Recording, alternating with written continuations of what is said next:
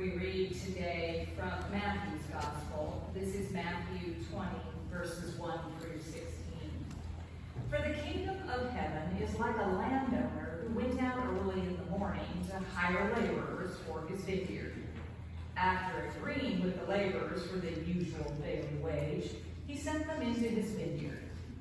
When he went out about 9 o'clock, the landowner saw others standing idle in the marketplace, and he said to them, "You also go into the vineyard, and I will pay you whatever is right." So they went. When he went out again about noon, and again about 3 o'clock, he did the same. And about 5 o'clock, he went out and found others standing around, and he said to them, "Why are you standing here idle all day?" They said to him, "Because no one has hired us." The landowner said to the workers, "You also go into the vineyard." Now when evening came, the owner of the vineyard said to his manager, "Call the laborers and give them their pay, beginning with the last and then going to the first." When those hired about 5 o'clock came, each of them received the usual daily wage.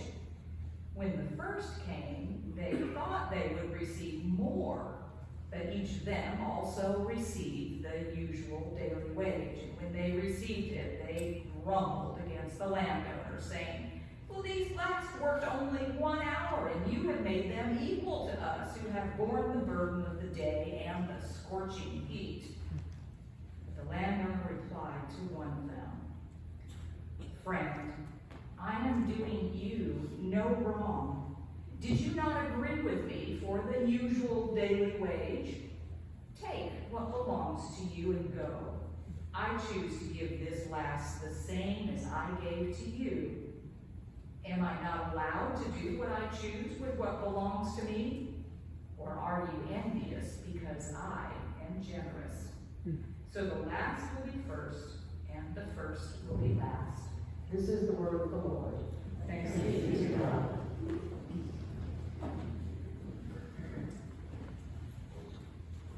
So we may have seen in the news recently updates on what's happening with the writers' strike and the actors who have joined them and all the celebrities who are helping them out by maybe keeping folks in food or helping them with other work on the side. And now, of course, we have the auto workers who are also on strike. Expectation that they might be joined in that even by the president this week. People who are workers have complaints to their employers, or as we read today, landowners, the type of people that employ them. They have concerns and complaints about what they are earning, about the fairness of their wages, about whether or not it should be changed for the future. Concessions may be in the past, but they now think it's time for there to be redress. We read in our text today a story that would certainly be relevant to our day, given the nature of what we read and hear on our newscasts. We hear here now in this parable of the workers in the vineyard, a story of workers who are complaining about the way that the owner employing them is valuing their labor. But unlike what's going on in our daily news here in our day, the concern isn't about the number of hours worked or whether or not the people are receiving a fair wage. Rather, the complaint in the parable is of co-workers who are complaining about other workers who didn't have to work as long or as hard to receive what they did. This isn't, in our story, a situation where the owner is laying people off and bringing on more. It's not a story about the owner pocketing profits for himself and not paying his workers. We have the opposite here. Here, the landowner is bringing on more people than he needs. He's not pocketing anything for himself. He's actually paying people who aren't even doing any work for him. And the employees that he has are grumbling about this being unfair. Well, as Jesus tells us in this parable, God's economy is not fueled by fairness. We read in verse 1, the kingdom of heaven is like a landowner who went out early in the morning to hire laborers for his vineyard. Sometimes, as Jesus taught, people in the crowd, people listening to him teaching, would interrupt with a question. They would say, Jesus, what must I do in order to be saved? Or, Jesus, who is my neighbor? And Jesus would offer in response to those questions a parable, an illustration, a story that helped the people listening to him make sense of the point that he was making, because they were confused. And perhaps although the text doesn't tell us, Jesus is looking out during a series of teachings that he's giving to his disciples now about what it means to be a disciple. And they must have been scratching their heads or shaking and saying, we're not getting it. And so Jesus offers to them, his disciples, a parable about what it means to be a disciple, about what it means to work for God, to be a part of God's economy, to be, as we read in the parable, laborers in the vineyard. Now, God, as we know, is not your average owner or employer. And the owner in this parable is not your average owner or employer. It would have been extremely unusual for the owner to have gone himself out into the marketplace. He has other people for that. That wasn't something that owners did. And it certainly would have been surprising for someone, either the owner or his manager, to go out several times. He goes out 5 times over the course of the day to find more workers and invites them to go into the vineyard, and he will pay them all the usual daily wage. We skip down to verse 8. That evening, the owner of the vineyard said to the manager, now call all the laborers, give them their pay, beginning with the last hired, and then the first. And so those hired at 5 received the usual daily wage. Verse 10, the first hired people, those in the first of the morning, came, and they thought they would receive more, but they also received the usual daily wage. As we read this, as we begin to reflect on this parable, there's a sense in which we might wonder, what is the image of God that is being drawn here? It seems almost calculating that the owner would deliberately set up a situation where those who were hired first had to stand there and watch the other people receive the same pay they got, get their hopes and expectations. Wow, I wonder if we might get more. And then be told, no, you're only going to get the usual daily wage. The landowner could certainly have called in those who were hired first, paid them their wage, sent them on their way. They would have been perfectly happy, right? They got what they bargained for. And yet that's not what happens here. We begin to think, what is this image of God that we are presented with? And it is an image that some people over the course of history have seized on, have co-opted, have used to create a kind of divine justification for exploitation of workers, for oppression of people who don't have the ability to do more for themselves, day laborers and immigrants, the poor, the folks that don't have a lot of resources. After all, doesn't the parable say, I can do what I want with what I have?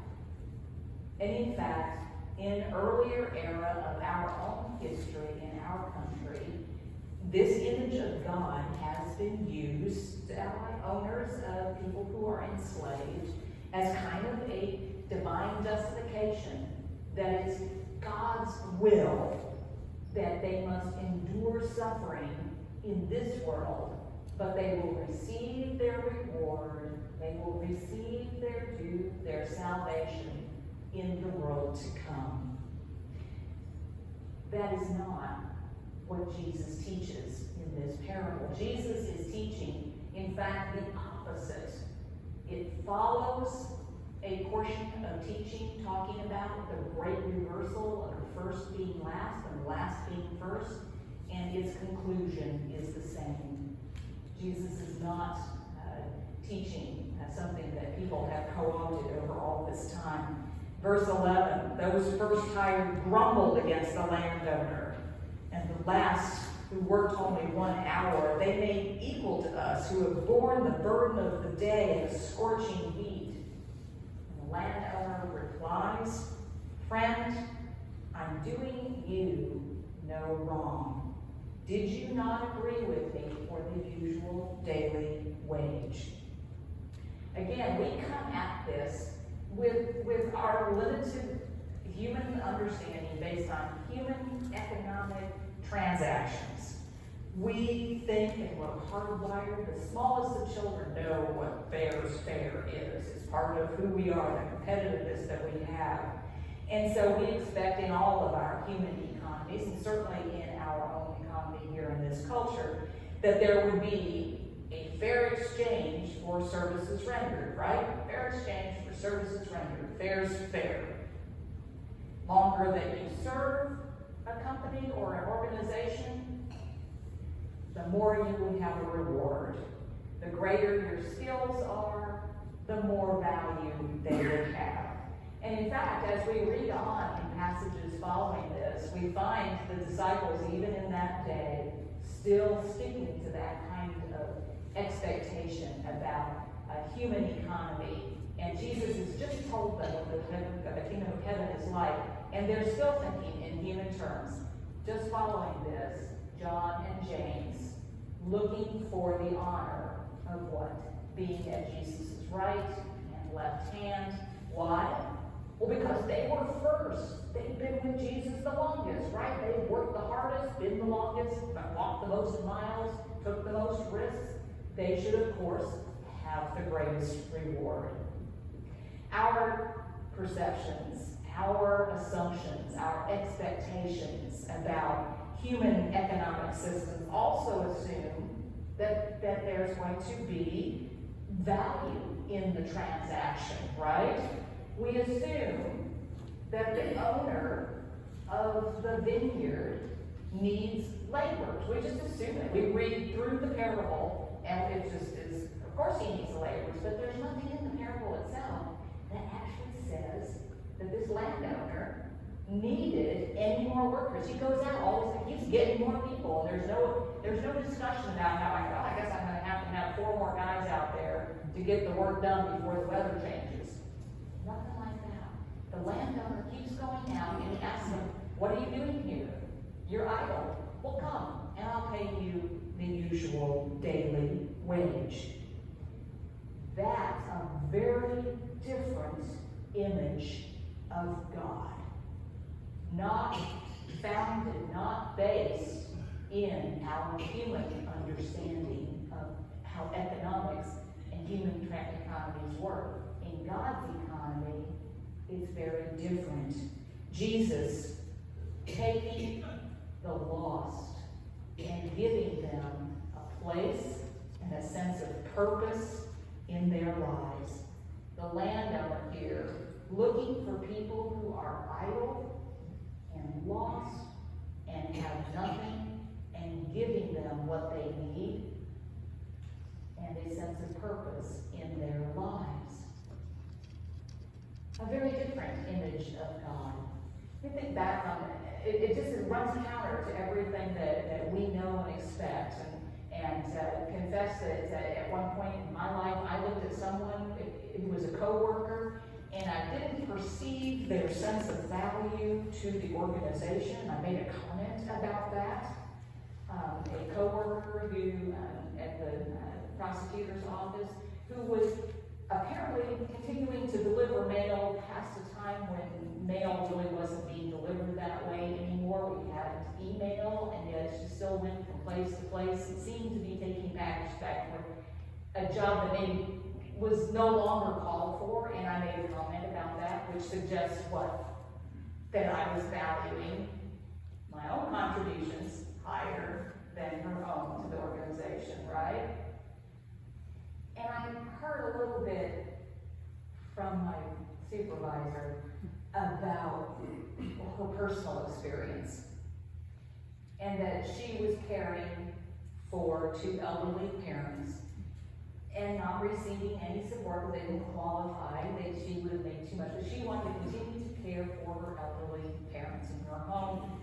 And his comment to me, probably off the cuff, a little bit casual, was, well, if you're offended about your tax dollars paying for her, you can do it this way while she has a sense of purpose in her life, or we can put her into public assistance. Caring people, giving them a sense of purpose in their lives. And of course, we might think that that's laudable, and it invites us to ask the next question too, which is, well, what about me?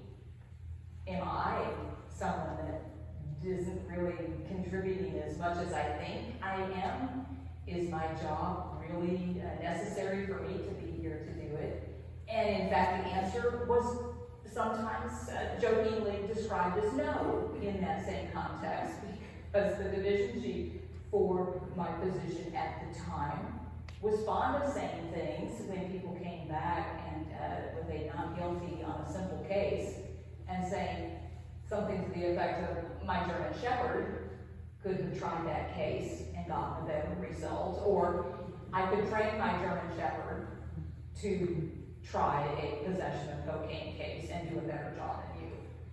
And so you think about, at a certain point, and we're all facing it now with AI, there's a certain amount of, this is part of what our future looks like, of what is it that gives purpose to our lives. If we look at this parable and we begin to reflect on what Jesus is saying, realize that the workers who were hired first, as much as they may want to protest about how they've got a greater right or entitlement to the money they received, they ultimately were only receiving what they did because of the agency of the owner. They started out the day unemployed as well. Everything that they received, the benefit that they got, was the same as that of the people who were hired later. The landowner says, as Jesus continues the parable in verse 14, I choose to give to this last the same as I give to you. Am I not allowed to do what I choose with what belongs to me? Or are you envious because I am generous? Our first reading for today from Jonah is a reading that is one that's taken up every year on Yom Kippur in Jewish congregations. They read through the whole book as a reminder of God's infinite mercy and spend the day praying and fasting and reflecting on that God looks for all the opportunities to extend his mercy to all, including those hated Ninevites. It's a call to celebrate God's forgiveness, God's grace, instead of coveting what God chooses to give to others. God asked Jonah, why are you angry? Why are you angry that I have chosen to extend the same grace I gave you to those others? It's the same question that comes up in the parable of the prodigal son. The father says to the elder brother, all that is mine is yours. And yet the elder brother continues to persist in being resentful and envious of the prodigal love that the Father pours into his wayward brother. Friends, we are all elder brothers in some part of our lives, whether it's in our workplaces, whether it's in relationships with others, whether it's here in the church. We were here first, right? We built this place. We earned something more. We're entitled to more here in the church, whatever that looks like, a greater share, more ability to say what we want the worship service to look like, or how the church is to run, or what ministries to provide. Everyone else, you can stand out there in the back, maybe even outside if we think you're too smelly. Jesus says, in the kingdom of heaven, the last will be first, and the first will be last.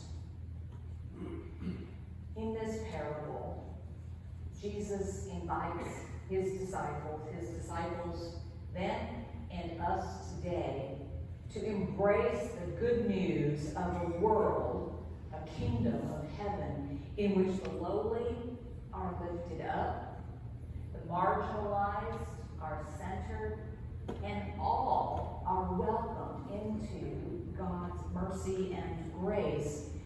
All are worthy without regard to whether or not they can pass the test or they can help pay the rent.